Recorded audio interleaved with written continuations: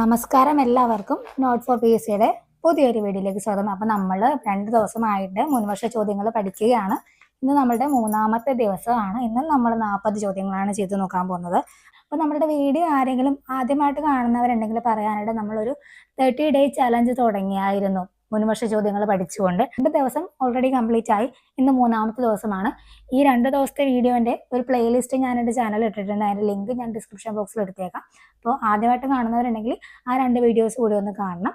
നമുക്ക് തുടങ്ങിയാലോ. 1-ാമത്തെ ചോദ്യം, ചോർച്ചാ സിദ്ധാന്തം അവതരിപ്പിച്ച സ്വതന്ത്ര സമര സേനാനി ആരാണ്? ചോർച്ചാ സിദ്ധാന്തം അവതരിപ്പിച്ചത് ഓപ്ഷൻ സി ആണ്, ദാദാഭായ് നവറോജി. അദ്ദേഹത്തെ കുറിച്ചിട്ട് 2 കാര്യം കൂടി നിങ്ങൾ ഓർത്ത് വെക്കുക.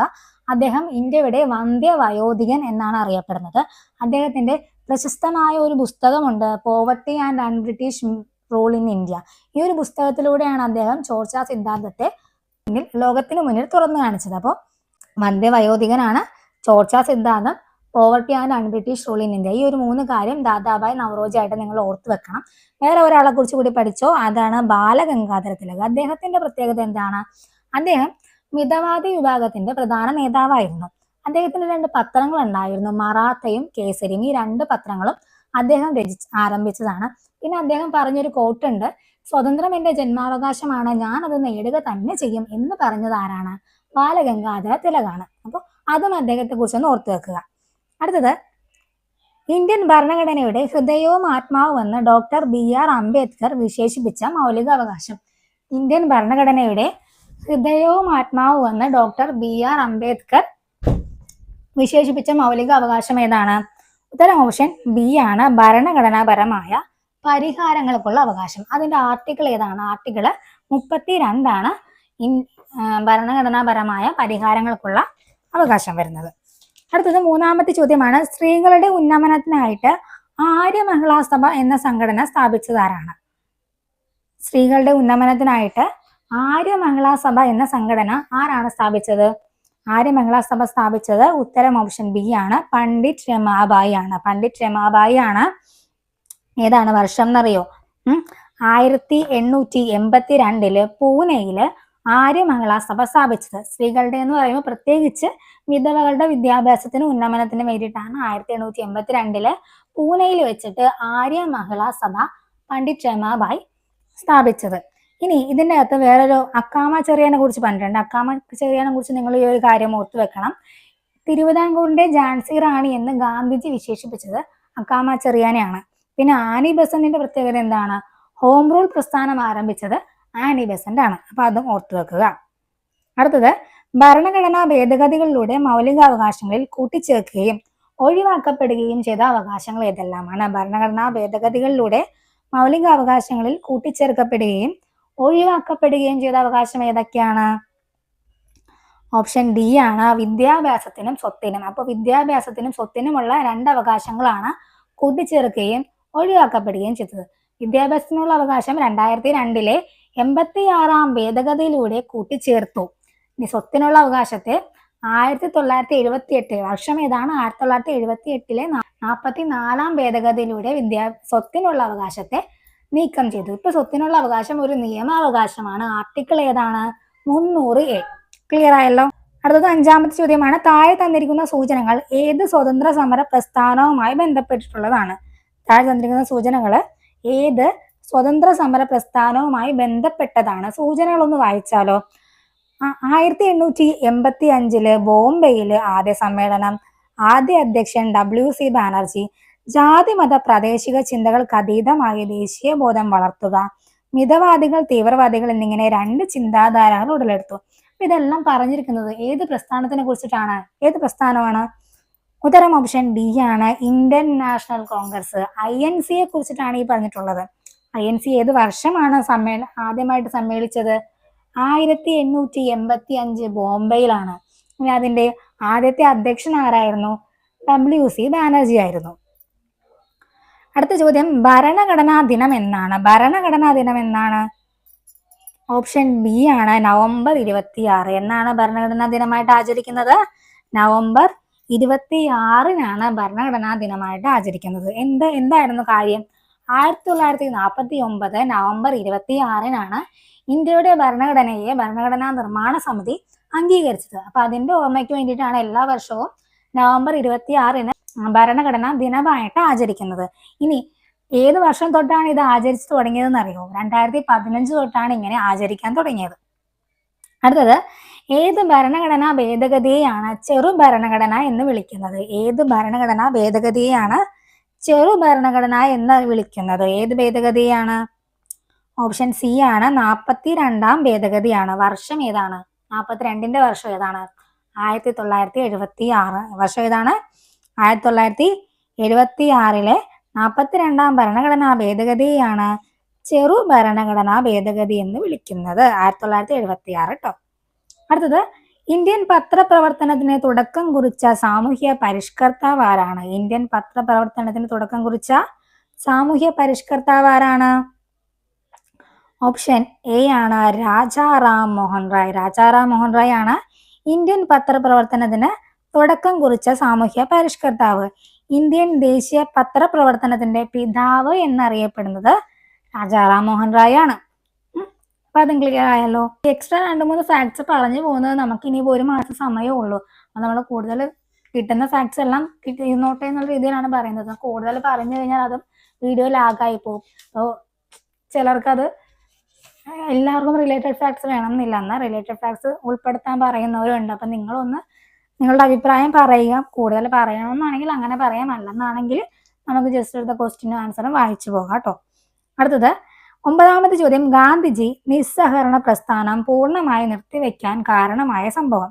ഗാന്ധിജി നിസ്സഹകരണ പ്രസ്ഥാനം പൂർണ്ണമായി നിർത്തിവെക്കാൻ കാരണമായ സംഭവം ഏതാണ്? ഓപ്ഷൻ ബി ആണ് ചൗരി ചൗര സംഭവം. ചൗരി ചൗര സംഭവത്തിന്റെ വർഷം ഏതാണ്? 1922. വർഷം ഏതാണെന്നൊന്നും ചോദിക്കത്തൊന്നുമില്ല, എന്നാലും ജസ്റ്റ് ഒന്ന് പറഞ്ഞതേ ഉള്ളൂ. അപ്പൊ നിസ്സഹകരണ പ്രസ്ഥാനം ആരംഭിച്ചത് വർഷം ഏതാണെന്നറിയോ? 1920-ലാണ് ഗാന്ധിജി നിസ്സഹകരണ പ്രസ്ഥാനം ആരംഭിച്ചത്. 1922-ലെ ചൗരി ചൗര സംഭവം ഉണ്ടായതിനെ തുടർന്ന് അദ്ദേഹം നിസ്സഹകരണ പ്രസ്ഥാനം പൂർണ്ണമായിട്ടും നിർത്തിവെക്കുകയാണ് ചെയ്തത്. പിന്നെ ഇതിൽ ഓപ്ഷൻസിൽ ബംഗാൾ വിഭജനം ഉണ്ട്. ഓപ്ഷൻസിലെ ബംഗാൾ വിഭജനം ഉണ്ട്. ബംഗാൾ വിഭജനം നടന്ന വർഷം ഏതാണ്? 1905 അല്ലേ? 1905-ലെ കഴ്സൺ പ്രഭുവാണ് ബംഗാളിനെ ഹിന്ദു എന്നും മുസ്ലിം എന്നതിന്റെ അടിസ്ഥാനത്തിൽ രണ്ടായിട്ട് വിഭജിച്ചത്. പിന്നെ റൗലറ്റ് ആക്ടിന്റെ പ്രത്യേകത എന്താണ്?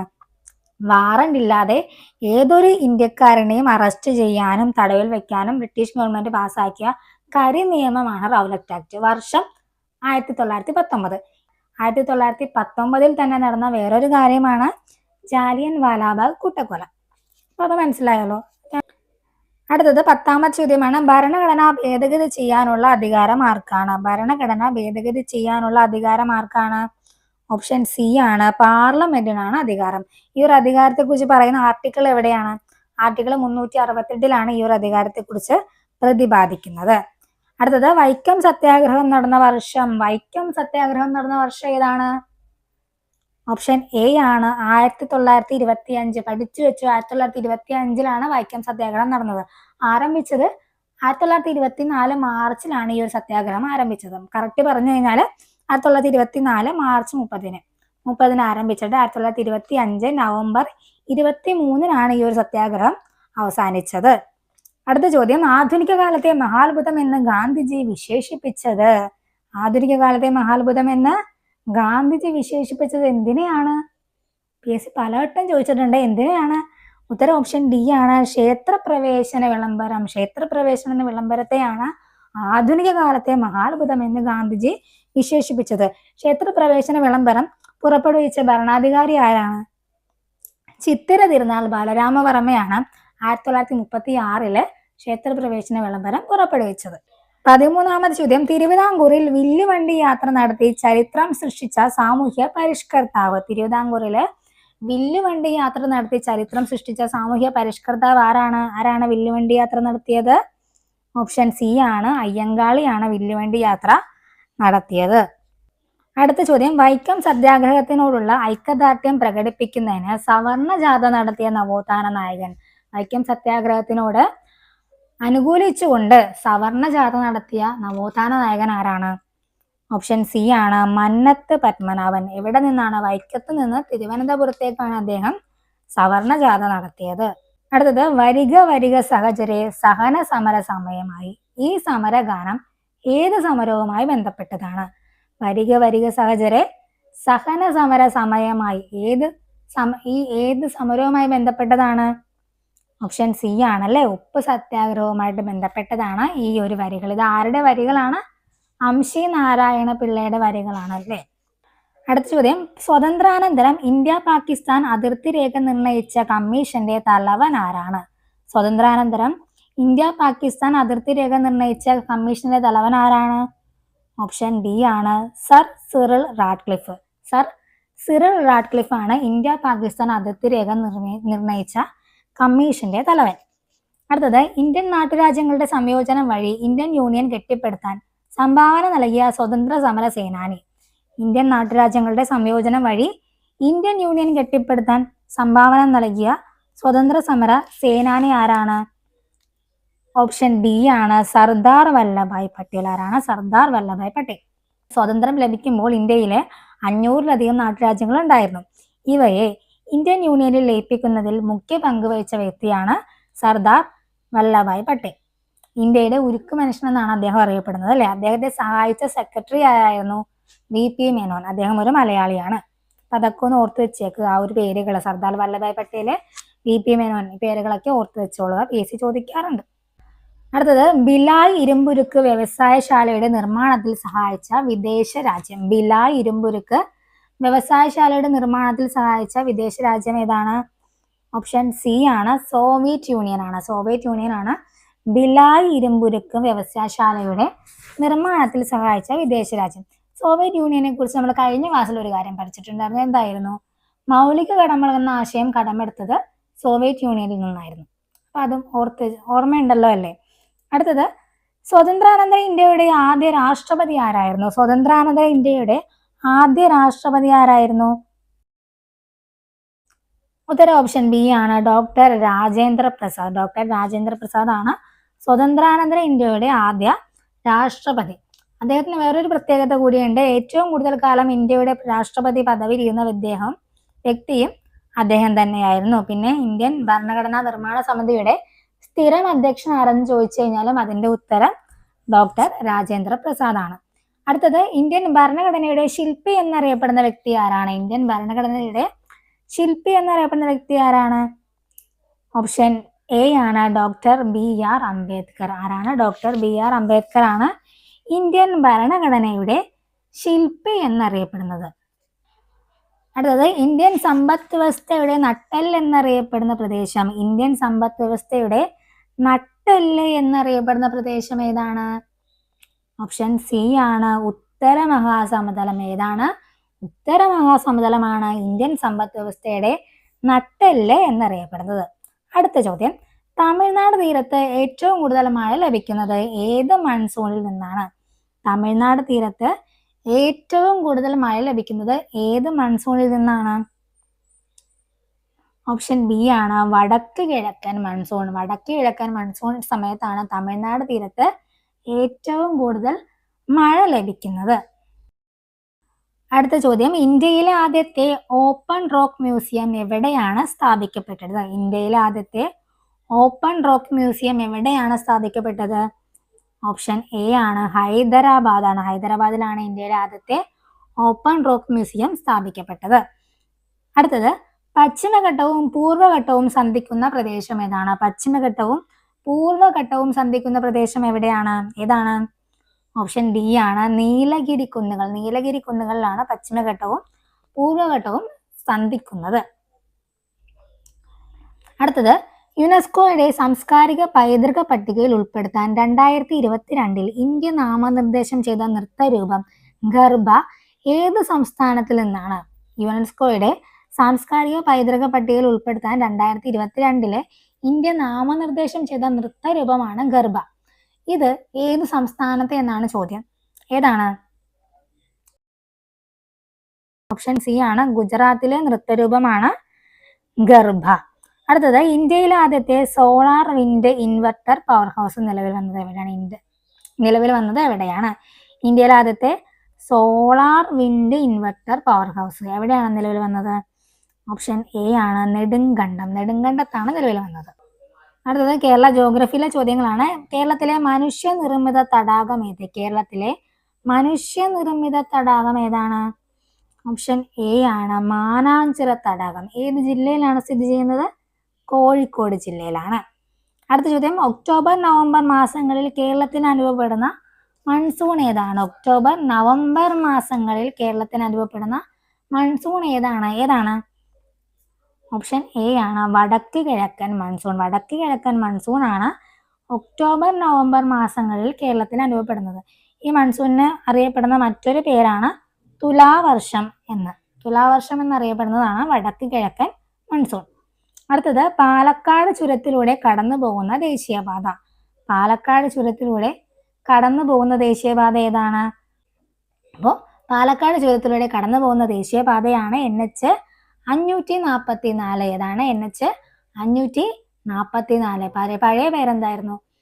NH 47 എന്നാണ് പഴയ പേര്. ഭൂമി, കേരളത്തിലെ ഏറ്റവും വലിയ പീഠഭൂമി ഏത്? കേരളത്തിലെ ഏറ്റവും വലിയ പീഠഭൂമി ഏതാണ്? ഓപ്ഷൻ സി ആണ് വയനാടാണ് കേരളത്തിലെ ഏറ്റവും വലിയ പീഠഭൂമി. അടുത്ത ചോദ്യം നോക്കാം. തന്നിരിക്കുന്നവയിൽ നിന്നും പടിഞ്ഞാറോട്ട് ഒഴുകുന്ന നദി കണ്ടെത്തുക. തന്നിരിക്കുന്നവയിൽ നിന്നും പടിഞ്ഞാറോട്ട് ഒഴുകുന്ന നദി ഏതാണ്? ഓപ്ഷൻ ഡി ആണ് പെരിയാറാണ്. എത്ര നദികളാണ് കിഴക്കോട്ട് ഒഴുകുന്നത്? ആകെ എത്ര നദികളാണ് നമുക്കുള്ളത്? 44. അതിൽ 41 പടിഞ്ഞാറോട്ടും 43 കിഴക്കോട്ടും. ഈ കിഴക്കോട്ട് ഒഴുകുന്ന നദികൾ ഒഴുകി ഏത് നദിയിലാണ് ചെന്ന് ചേരുന്നത്? കിഴക്കോട്ട് ഒഴുകുന്ന 3 നദികളും കാവേരി നദിയിലാണ് ചെന്ന് ചേരുന്നത്. ഓർത്ത്, അതും ക്ലിയർ അല്ലേ? അടുത്തത്, ഇന്ത്യയിലെ ആദ്യത്തെ ഇലിറ്ററേറ്റ് ജില്ലയായി പ്രഖ്യാപിക്കപ്പെട്ട കേരളത്തിലെ ജില്ല. ഇന്ത്യയിലെ ആദ്യത്തെ ഇലിറ്ററേറ്റ് ജില്ലയായി പ്രഖ്യാപിക്കപ്പെട്ട കേരളത്തിലെ ജില്ല ഏതാണ്? ഉത്തരം ഓപ്ഷൻ ബി ആണ് മലപ്പുറമാണ് ഇന്ത്യയിലെ ആദ്യത്തെ ഇലിറ്ററേറ്റ് ജില്ലയായി പ്രഖ്യാപിക്കപ്പെട്ടത്. 38ാമത്തെ ചോദ്യം, കേരളത്തിലെ വാണിജ്യ അടിസ്ഥാനത്തിൽ റബ്ബർ കൃഷി ചെയ്തത് ആരാണ്? കേരളത്തിലെ വാണിജ്യ അടിസ്ഥാനത്തിൽ റബ്ബർ കൃഷി മുണ്ടക്കയത്ത് ആരംഭിച്ചത് ആരാണ്? കേരളത്തിലെ വാണിജ്യ അടിസ്ഥാനത്തിൽ എന്ത് കൃഷിയാണ്? റബ്ബർ കൃഷി. എവിടെയാണ്?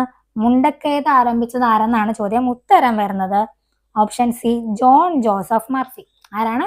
ജോൺ ജോസഫ് മർഫിയാണ്. ഇന്ത്യൻ റബ്ബർ കൃഷിയുടെ പിതാവ് എന്നറിയപ്പെടുന്നത് ജോൺ ജോസഫ് മർഫിയാണ്. അദ്ദേഹമാണ് 1902 കേരളത്തിലെ മുണ്ടക്കയത്ത് വാണിജ്യ അടിസ്ഥാനത്തിൽ റബ്ബർ കൃഷി ആരംഭിച്ചത്. അടുത്ത ചോദ്യം, കേരളത്തിലെ ഏറ്റവും ചെറിയ പക്ഷി സങ്കേതം. കേരളത്തിലെ ഏറ്റവും ചെറിയ പക്ഷി സങ്കേതം ഏതാണ്? ഓപ്ഷൻ സി ആണ് മംഗളവനമാണ്. ഏത് ജില്ലയിലാണ് സ്ഥിതി ചെയ്യുന്നത്? എറണാകുളം ജില്ലയിലാണ്. കൊച്ചിയുടെ ശ്വാസകോശം എന്നറിയപ്പെടുന്ന പക്ഷി സങ്കേതം ഏതാണെന്ന് ചോദിച്ചാൽ അതിന്റെ ഉത്തരം വരുന്നത് മംഗളവനമാണ്. അടുത്തത്, ലിംഗാനുപാതം ഏറ്റവും കുറഞ്ഞ കേരളത്തിലെ ജില്ല ഏതാണ്? ലിംഗാനുപാതം ഏറ്റവും കുറഞ്ഞ കേരളത്തിലെ ജില്ല ഏതാണ്? ഉത്തരം ഓപ്ഷൻ എ ആണ് വയനാട് ജില്ലയാണ് ലിംഗാനുപാതം ഏറ്റവും കുറഞ്ഞ കേരളത്തിലെ ജില്ല. അടുത്തത്, കേരളത്തിലെ ഏറ്റവും കൂടുതൽ കാണപ്പെടുന്ന വനം ഏതാണ്? കേരളത്തിലെ ഏറ്റവും കൂടുതൽ കാണപ്പെടുന്ന വനം ഏതാണ്? ഓപ്ഷൻ ബി ആണ് ഉഷ്ണമേഖല നിത്യഹരിത വനങ്ങൾ. ഉഷ്ണമേഖല നിത്യഹരിത വനങ്ങളാണ് കേരളത്തിലെ ഏറ്റവും കൂടുതൽ കാണപ്പെടുന്ന വനം. തീരദേശം ഏറ്റവും കൂടുതലുള്ള കേരളത്തിലെ ജില്ല ഏത്? തീരദേശം ഏറ്റവും കൂടുതലുള്ള കേരളത്തിലെ ജില്ല ഏതാണ്? ഓപ്ഷൻ എ ആണ് കണ്ണൂർ ജില്ലയ്ക്കാണ് ഏറ്റവും കൂടുതൽ തീരദേശമുള്ളത്. കേരളത്തിലെ ഹെൽത്ത് ATM ആദ്യമായി നിലവിൽ വന്നത് ഏത് ജില്ലയിലാണ്? കേരളത്തിലെ ഹെൽത്ത് ATM ആദ്യമായിട്ട് നിലവിൽ വന്ന ജില്ല ഏതാണ്? ഉത്തരം വരുന്നത് ഓപ്ഷൻ ഡി ആണ് എറണാകുളമാണ്. എറണാകുളത്താണ് ഹെൽത്ത് ATM ആദ്യമായി നിലവിൽ വന്നത്. അടുത്തത്, മനുഷ്യനെ ബഹിരാകാശത്ത് എത്തിക്കാനുള്ള ഇന്ത്യയുടെ ദൗത്യത്തിന്റെ പേരെന്താണ്? മനുഷ്യനെ ബഹിരാകാശത്ത് എത്തിക്കാനുള്ള ഇന്ത്യയുടെ ദൗത്യത്തിന്റെ പേരെന്താണ്? ഓപ്ഷൻ ബി ആണ് ഗഗൻയാൻ. ഗഗൻയാൻ എന്തിനുള്ള ദൗത്യമാണ്? മനുഷ്യനെ ബഹിരാകാശത്ത് എത്തിക്കുക എന്ന ലക്ഷ്യം വെച്ചിട്ടുള്ള ഇന്ത്യയുടെ ദൗത്യമാണ് ഗഗൻയാൻ. അടുത്ത ചോദ്യം, ഏത് മഹാരാജാവിന്റെ കാലയളവിലാണ് തിരുവിതാംകൂറിലെ ആദ്യത്തെ ഗ്രന്ഥശാല സ്ഥാപിച്ചത്? ഏത് മഹാരാജാവിന്റെ ഭരണ കാലയളവിലാണ് തിരുവിതാംകൂറിലെ ആദ്യത്തെ ഗ്രന്ഥശാല? ഏത് മഹാരാജാവാണ്? ഓപ്ഷൻ എ ആണ് സ്വാതി തിരുനാളാണ്. സ്വാതി തിരുനാളിന്റെ കാലഘട്ടത്തിലാണ് തിരുവിതാംകൂറിലെ ആദ്യത്തെ ഗ്രന്ഥശാല സ്ഥാപിച്ചത്. സോവിയറ്റ് യൂണിയന്റെ സാമ്പത്തിക സാങ്കേതിക സഹായത്താൽ നിർമ്മിച്ച ഇന്ത്യയിലെ ഇരുമ്പുരുക്ക് ശാലകൾ ഏതൊക്കെയാണ്? ഏത് രാജ്യത്തിന്റെയാണ്? സാമ്പത്തിക സാങ്കേതിക സഹായത്താൽ നിർമ്മിച്ച ഇന്ത്യയിലെ ഇരുമ്പുരുക്ക് വ്യവസായശാലകൾ ഏതെല്ലാമെന്നാണ് ചോദിച്ചിട്ടുള്ളത്. ഈ ഒരു സെറ്റ് ക്വസ്റ്റ്യൻ പേപ്പർ തന്നെ നമ്മൾ കണ്ടു. ഭിലായ് സ്ഥാപിച്ചത് സോവിയറ്റ് യൂണിയന്റെ സഹായത്തോടെയാണ്. അപ്പോൾ ബാക്കി ഒരെണ്ണം കൂടി ഉണ്ടോ എന്നുള്ളത് നോക്കിയാൽ മതി. ഇതൊരു ഭിലായും ഉണ്ട്, ബൊക്കാറോയും ഉണ്ട്. 2ഉം 4ഉമാണ്. സി ആണ്. ഭിലായും ബൊക്കാറോയും സോവിയറ്റ് യൂണിയന്റെ സഹായത്തോടെയാണ്. അപ്പോൾ റൂർക്കേല ഏത് രാജ്യത്തിന്റെ ആണെന്നറിയോ? റൂർക്കേല ജർമ്മനിയുടെ സഹായത്തോടെയാണ്. ദുർഗാപൂർ ബ്രിട്ടന്റെ സഹായത്തോടെയാണ് നിർമ്മിച്ചത്. ഇത് ഒരു LGS ലെവൽ ക്വസ്റ്റ്യൻ പേപ്പർ ആയിരുന്നു. ഈ ക്വസ്റ്റ്യൻ പേപ്പറിലെ 40 ചോദ്യങ്ങളാണ് നമ്മൾ ഇന്ന് നോക്കിയത്. ബാക്കി 40 GK ചോദ്യങ്ങൾ കൂടിയുണ്ട്. അത് നമ്മൾ അടുത്ത ക്ലാസ്സിൽ നോക്കുന്നതായിരിക്കും. അപ്പോൾ ഇന്ന് നമ്മൾ ഇടയ്ക്കുന്ന കുറച്ച് ചോദ്യങ്ങളൊക്കെ സ്കിപ്പ് ചെയ്തിട്ടുണ്ട്. ആ ചോദ്യങ്ങളൊക്കെ നമ്മൾ നാളത്തെ ക്ലാസ്സിൽ ഉൾപ്പെടുത്തി ചെയ്യുന്നതാണ്. അപ്പോൾ നമുക്ക് നാളെ കാണാം.